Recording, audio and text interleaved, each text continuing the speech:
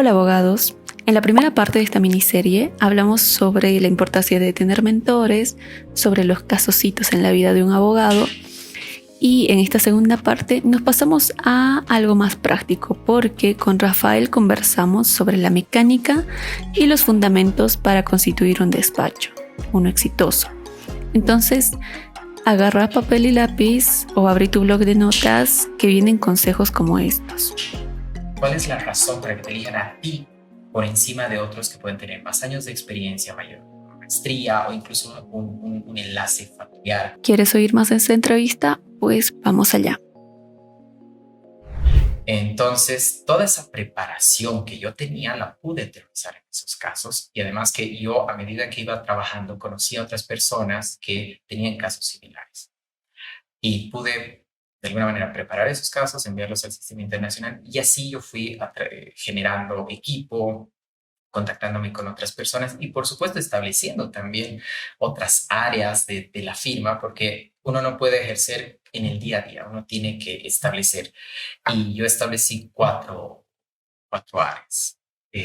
Una que es la de procesos y sistemas, porque si quieres estandarizar tus procesos, tienes que tener una forma de trabajar desde que te contacta el cliente, ya sea en persona, ya sea por internet, ya sea por llamada, y te dice, quiero reunirme contigo. Y tú tienes que saber, los vas a recibir a todos, tienes tiempo como para recibirlos a todos, vas a hacer una filtración, qué sé yo, vas a hacer un formulario antes, me estoy inventando, ¿no?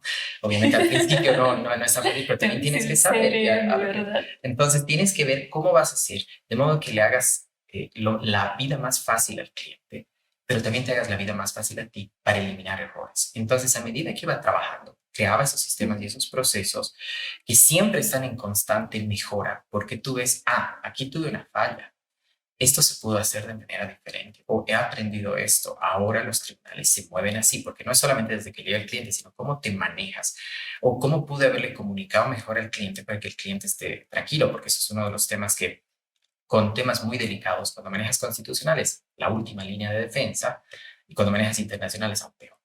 Entonces, tú tienes que tener tienes que adelantarte al cliente para decirle, esto es lo que está sucediendo, esto es lo que va a suceder y estas son las posibilidades. Y tienes que ser absolutamente sincero. Entonces, tienes que tener un sistema incluso de comunicación para que no hayan información diversa, porque a veces el asistente, el abogado asociado, tiene su opinión y por supuesto, tiene que darla, pero también tiene que haber una línea de comunicación con el cliente para que los temas más complejos los pueda resolver de manera pensada. Es decir, a ver, vamos a aceptarnos, vamos a analizar. El segundo punto, para no alargarnos más, es el tema de finanzas. Uno tiene que saber cómo manejar sus finanzas y cómo ir creciendo, cuánto cobrar, si está cobrando bien, si está cobrando mal, si está cobrando más, menos. Uno tiene que establecer un sistema de precios donde no exageres, pero tampoco bajes tu trabajo o hagas una competencia desleal. Yo soy absolutamente eh, rechazo cuando la competencia entre los abogados es por precio, porque todos van a salir perdiendo. La competencia tiene que ser por quién da más valor al cliente, quién le aporta más, quién le resuelve más los problemas y de mejor manera.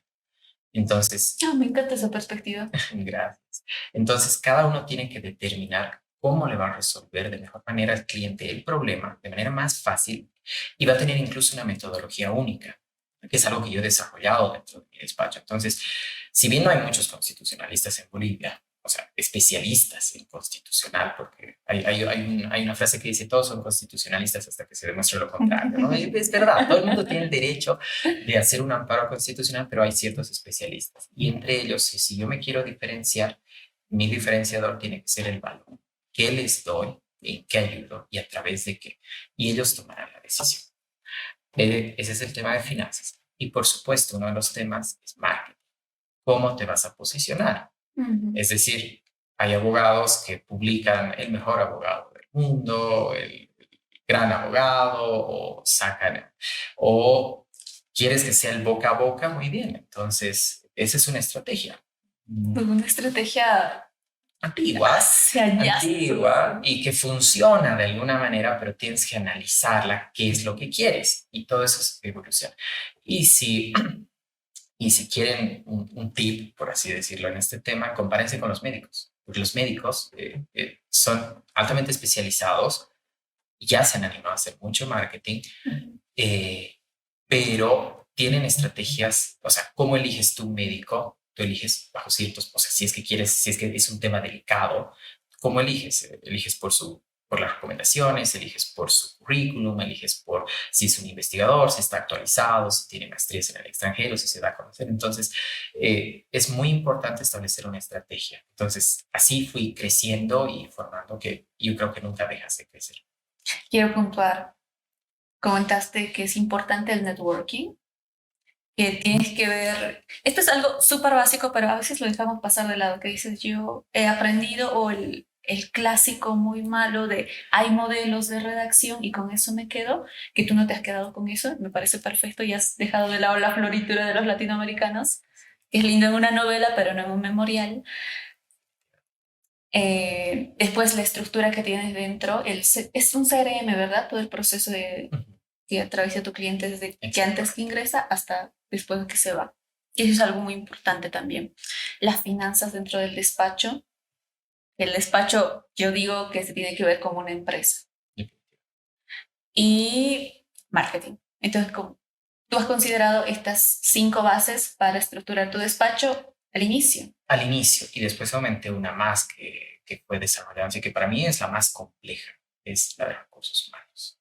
Crear un equipo es sumamente importante, tener personas de confianza y realmente he tenido colaboradores, asociados que se han vuelto prácticamente mi familia y que obviamente han seguido su camino. Por ejemplo, de hecho, uno de ellos está yéndose a hacer una visita profesional en enero a la Corte Interamericana de Derechos Humanos. Okay. Otro ha litigado conmigo un caso contra el Estado de Bolivia que hemos ganado. Eh, que él se ha desarrollado gracias a ese caso. Entonces, es muy importante saber cómo manejar a tus recursos humanos para que los motives y que no sea una relación de jefe, subordinado, trabaje. Y ese es un tema que todos los que quieren tener despacho tienen que trabajar. El liderazgo es, yo he tenido muchos errores, los he admitido y he aprendido también a admitirlos frente a las personas con las que he cometido, porque eso es algo importante. Claro, porque cuando estás trabajando con un equipo no es el único vínculo, no tiene que ser el salarial y luego adiós, que no simplemente que no le aporte nada a uno, sino que es como pienso que es como una muletilla que uno va arrastrando si es que no trabaja en eso. Totalmente, totalmente. Definir justamente cómo vas a trabajar con esas personas y es algo que se llama, eso lo aprendí en el banco, el cliente interno, ¿no? También tiene que estar feliz, o sea, y tienes que ponerte en sus zapatos, que son humanos. Sí. Y del momento en el que has fundado el despacho al día de hoy, que estamos haciendo esta entrevista, ¿qué tal? ¿Cómo se ha sentido la evolución? Es una evolución muy interesante porque al principio era una oficina física muy tradicional y algo que nos ha cambiado yo creo que a todos ha sido la pandemia. Y después de la pandemia también tenías que modificar el modelo donde nos hemos ubicado incluso en varias ciudades y yo tengo asociados en Chile, tengo en Colombia, porque cuando se lleva un caso internacional necesita un equipo que tiene todos los elementos para poder dar ese soporte. Incluso por protección de datos, protección de la persona frente a casos sensibles. Entonces nos repartimos de alguna manera. Entonces ahora el equipo está conformado por asociados junior, asociados medium y por supuesto los asociados senior, pero que no nos reunimos exactamente ya como antes queríamos en una oficina física, sino que obviamente nos reunimos físicamente en muchas ocasiones, pero ahora el tema ya es completamente digital. Entonces, es una flexibilización del despacho. Hemos tratado de asumir un modelo de equipo un poquito más moderno, a partir del cual los asociados puedan ser también de alguna manera partícipes de los casos que sean propios. Entonces, hemos querido que asuman ese protagonismo y que no se queden bajo las sombras de los socios. Ah, excelente. Es bueno, muy bueno, muy bueno. Me parece muy integral esa perspectiva. Y sucede que, por ejemplo, alguien que está novísimo, termina la carrera, tal vez tiene un par de años de experiencia ejerciendo en algún despacho mediano, grande y se quiere animar. 2024 dicen voy a tener mi despacho ahora. Y se quieren, algunos sí se quieren lanzar al mundo laboral y hay personas que no. Hay abogados, colegas que no se quieren lanzar y dicen, me da miedo, no sé. Tú Claro. me has dicho, yo tampoco tengo familia de abogados y hay un, ¿qué les digo? Puede haber como una niebla después o más allá sobre montar un despacho propio. Entonces, yo te consulto un poco como, tal vez va a ser un poco reiterativo, pero tienes una abogacía de éxito. A tu despacho le ha ido bien.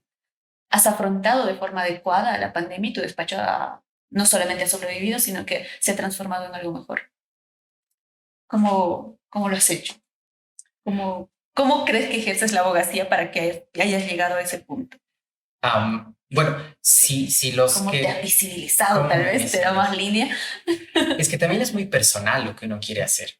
Yo definitivamente sabía que quería construir algo grande y quería construir algo que abarque, si no era internacional, era por lo menos que abarque el eje troncal para poder llegar a más y mejores clientes, mejores personas y poder tener un impacto. Yo nunca pensé en quedarme simplemente con un despacho pequeñito, impactando el área o la zona o cercado, sino yo quería llegar mucho más lejos. Y también sabía que quería tener algo propio. Y eso es, a eso me voy es una decisión muy personal. No tiene nada de malo. Y si lo quieren hacer es un tema de crecimiento, que entren a trabajar a un buffet, a una empresa y que puedan ir creciendo y conociendo. ¿Por qué? Es más, ahora hasta lo aconsejaría, porque Sí. tienen que aprender cómo se gestionan, pero también les diría que elijan muy bien dónde están entrando. Porque si quieren realmente crecer de una manera, no entren a un despacho de otra manera. Y lo voy a poner así, si uno quiere crecer como un despacho, hablábamos fuera de cámaras, existen los despachos grandes que están en Santa Cruz, La Paz, algunos tienen ciertas sedes en Cochabamba, pero que son monstruos, tienen muchos abogados en Bolivia que abarcan absolutamente todas las áreas o casi todas las áreas y tienen un sistema de finanzas, de marketing, de gestión de información, de documentación, etcétera, muy grande de la que se puede aprender. Entonces, si quieren abrir en algún momento algún tipo de despacho y no tienen experiencia profesional, ese es un buen elemento. Postúlense, entren desde abajo, no tiene nada de malo. Pero si quieren abrir algo con éxito, es enfoque y especialización. Pero esa es mi perspectiva. Cuando tú eres uno más del montón, ¿cuál es, ¿cuál es la razón para que te elijan a ti por encima de otros que pueden tener más años de experiencia, mayor maestría o incluso un enlace familiar con el cliente? Entonces, tienes que tener un enfoque. Y era un poco lo que comentaba. Yo me desarrollé como una firma boutique. Y las firmas boutique son firmas muy especializadas, más pequeñas, enfocadas en una o dos áreas, que brindan un servicio muy minucioso y a un cierto grupo de clientes. Entonces yo uní constitucional con derecho internacional de derechos humanos que se enlaza porque las sentencias internacionales son perfectamente aplicables en litigio constitucional y podían realmente brindar un plus. Y además yo tenía una metodología, como te comentaba, de que Sí. mi ejercicio profesional o mi conocimiento era el que se utilizaba ante tribunales internacionales. Entonces, con eso yo me enfocaba en un cliente muy específico que requería mis servicios cuando agotaba sus recursos. No era cualquier cliente que estaba iniciando un proceso, sino era cuando agotaba sus recursos legales, habían violaciones de derechos constitucionales o otra de las ramas de consultoría o consultorías para Naciones Unidas, para embajadas, para organismos internacionales. Entonces yo también tenía un enfoque muy claro en el tema internacional porque las organizaciones no encontraban esa clase de profesionales, entonces sabía qué les vendía. Por ejemplo, yo trabajaba incluso con sanciones internacionales para perpetradores diferentes temas de graves violaciones en el África o en el Medio Oriente, en combates. Entonces, yo sabía que tenía que identificar quién era mi cliente, me tenía que especializar en lo que requería, obviamente lo que yo buscaba, y cada vez tenía que mostrarle que yo era único.